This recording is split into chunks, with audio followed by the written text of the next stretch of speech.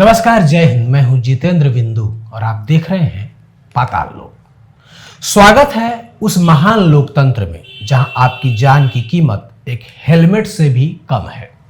अजीब विडंबना है, अगर आप बिना हेलमेट के पकड़े गए तो पुलिस आपको ऐसे घेरेगी जैसे आपने सीमा पार करके तस्करी की हो। 3 सवारी दिख गए तो ट्रैफिक पुलिस के चेहरे पर ऐसी चमक आती है मानो उन्हें खजाना मिल गया हो। लेकिन उसी सड़क पर अगर कोई महाशय पटियाला पैग लगाकर अपनी गाड़ी को रॉकेट बना रहे हैं तो सिस्टम अपनी आंखें मूंद लेता है। शायद प्रशासन को लगता है कि शराब पीने के बाद इंसान अमर हो जाता है। विगत 21 मार्च को एक दुर्घटना हुई थी यहीं पास अंबिकापुर के लुचकी घाट में। बताया जाता है कि जिस गाड़ी की दुर्घटना हुई थी उसमें 2 व्यक्ति सवार थे और उसमें से एक की मौत हो गई। उनमें से एक व्यक्ति जो हमारे साथ हैं, जो कि उस दुर्घटना में थे, आज हम उनसे बात करते हैं कि उस दिन एक्चुअल हुआ क्या था और इनके साथ क्या क्या हुआ और इन्हें क्या क्या याद है। आइए मिलते हैं इनसे। सर, आपका नाम क्या है? सोनेलाल। अच्छा, वो उस दिन जिस दिन घटना आपके साथ हुआ था, आपको याद है क्या क्या हुआ था, कैसे हुआ था? जी, उस दिन भाई उस दिन जाम था, रोड भी जाम था उस दिन। हाँ। तो हम लोग जा रहे थे, लगभग यही 20 से 25 स्पीड में थे। तो गाड़ी सोलो कर दिया मैं। तो कुछ रफ्तार में हुई, विधायक लोगों का गाड़ी पार हो रहा था तो हम लोग सोचे कि सोलो कर देंगे गाड़ी को। तो गाड़ी को सोलो कर दिए तो फिर कुछ गाड़ी कुछ रफ्तार में आया, पीछे से ठोक दिया। फिर हम लोग सब फेंका गए। हम लोग, मेरे को उतना हम लोग दोनों जन को पता नहीं है अभी कहाँ फेंकाया, मैं भी कहाँ फेंकाया। तो जो आपके साथ थे वो ड्राइव कर रहे थे कि आप कर रहे थे? चला कौन रहा था गाड़ी? बाइक मैं ड्राइव कर रहा था। अच्छा, वो पीछे बैठे थे जिनका मृत्यु हो गया, बता रहे हैं? जी जी। अच्छा, आपको कुछ याद है कि वो गाड़ी कौन सी थी या किसी ने कहा कुछ? जो एडमिट किया था वही बता रहा था। हाँ, पिकअप है सो बोल के। वो गाड़ी पिकअप थी? जी जी। अच्छा, अब ये बताइए कि आपको जब होश आया, होश तो यहाँ सीधा हॉस्पिटल में आया था? जी जी जी, यहीं हॉस्पिटल में। और जो दूसरे वाले व्यक्ति थे उनका डेथ कहाँ वहीं हो गया था कि? बताने वाले तो भाई वहीं बता रहे थे कि वहीं डेथ हो गया था। अच्छा, बेहोश आप भी हो गए थे? जी जी जी, 3 बजे यहाँ फिर मेरा को होश आया है। अच्छा, उस गाड़ी के बारे में कोई जानकारी आपको बाद में मिला कहीं से कि कहाँ है वो, क्या हुआ जो ठोका है आप लोगों को? नहीं, तो जानकारी उतना तो पता नहीं है कि उतना बताए कि रघुनाथपुर में गाड़ी को खड़ा कर दिया, भाग दिया बोल कैसे बोल रहे थे। अच्छा, पिकअप का ड्राइवर भाग गया? हाँ जी जी। हादसा तो पल भर में होता है लेकिन उसका असर पीढ़ियों तक रहता है। वर्ल्ड बैंक की रिपोर्ट के अनुसार आर्थिक तबाही गरीब परिवारों की आय में हादसे के बाद 75% तक की गिरावट आती है। कर्ज का बोझ, लगभग 61% गरीब परिवारों को हादसे के बाद अंतिम संस्कार और इलाज के लिए कर्ज लेना पड़ता है। महिलाओं पर दोहरी मार, परिवार के कमाने वाले की मौत के बाद घर की महिलाओं पर न केवल कमाने की जिम्मेदारी आती है बल्कि वे घायल सदस्यों की देखभाल में भी पिस जाते हैं। मानसिक आघात, हादसे के गवाह और पीड़ित के परिवार अक्सर गहरे डिप्रेशन और नींद न आने जैसी बीमारियों के शिकार हो जाते हैं। अभी पिछले 21 तारीख को जो दुर्घटना हुआ था उसमें सोनालाल जी का, उनकी जो पत्नी है, आइए उनसे हम बात करते हैं, उनको क्या जानकारी है इस संबंध में।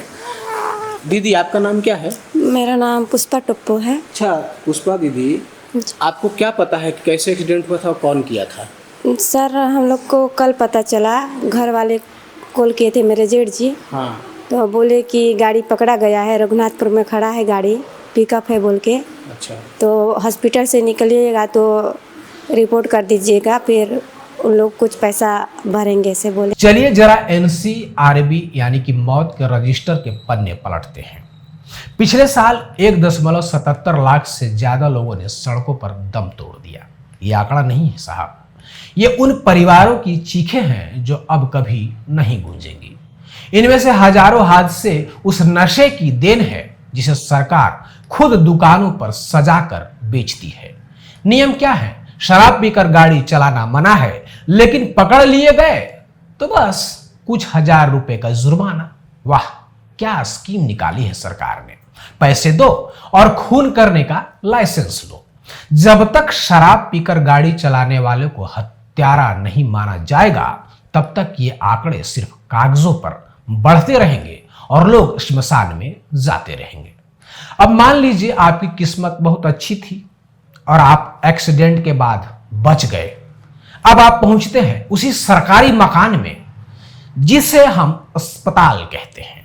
वहां की इमरजेंसी सेवा देखकर आपको लगेगा कि आप किसी अस्पताल में नहीं बल्कि कबाड़ खाने में आ गए हैं। जिले भर के घायलों के लिए सिर्फ एक कमरा। जी हां, सरकार को लगता है कि एक्सीडेंट भी अपॉइंटमेंट लेकर आते होंगे। एक ही कमरे में एक्सीडेंट वाला तड़प रहा है, वहीं किसी की सांसें उखड़ रही हैं और डॉक्टर साहब शायद ढूंढ रहे हैं कि पट्टियां कहां रखी हैं। बेड की कमी इतनी कि मरीज को स्ट्रेचर पर ही अंतिम यात्रा की तैयारी करनी पड़ती हो।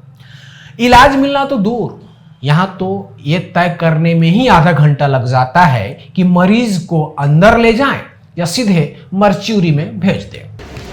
इनके साथ कोई नहीं है क्या? एक्सीडेंट हुआ है तो आप हैं। कितना देर में हुआ? कितना घंटा हो गया जो एक्सीडेंट? आधा घंटा। कोई चेक नहीं किया? सवाल यह है कि क्या हमारा प्रशासन अंधा है या उसने जानबूझकर पट्टी बांध ली है? क्या हेलमेट की चेकिंग से ज्यादा जरूरी उन चलते फिरते बमों को रोकना नहीं है जो नशे में धुत होकर सड़कों पर घूम रहे हैं? क्या स्मार्ट सिटी के कैमरों में सिर्फ सीट बेल्ट दिखते हैं, लड़खड़ाती हुई वो गाड़ियां नहीं दिखती? और उन मंत्रियों का क्या जो फीता काटते तो रोज, लेकिन अस्पताल में एक एक्स्ट्रा बेड लगवाने की उनको फुर्सत नहीं है। प्रशासन को समझना होगा कि सड़कों पर खून की होली बंद करनी होगी। शराब पीकर गाड़ी चलाने वालों पर सिर्फ जुर्माना नहीं, गैर इरादतन हत्या का मुकदमा भी चलना चाहिए। और अस्पतालों में एक कमरे की इमरजेंसी नुमाइश को बंद कर उसे असली लाइफ सेविंग सेंटर बनाना होगा। वरना याद रखिए, अगली बार उस एक कमरे के बाहर कतार में आप या आपका कोई अपना भी हो सकता है। तब हेलमेट काम नहीं आएगा, सिस्टम का खोखलापन काम आएगी। देखते रहिए पाताल लोक, क्योंकि हम सच दिखाते हैं, चाहे वो कितना भी कड़वा क्यों ना हो। ये वीडियो आपको कैसा लगा कमेंट जरूर कीजिएगा। धन्यवाद।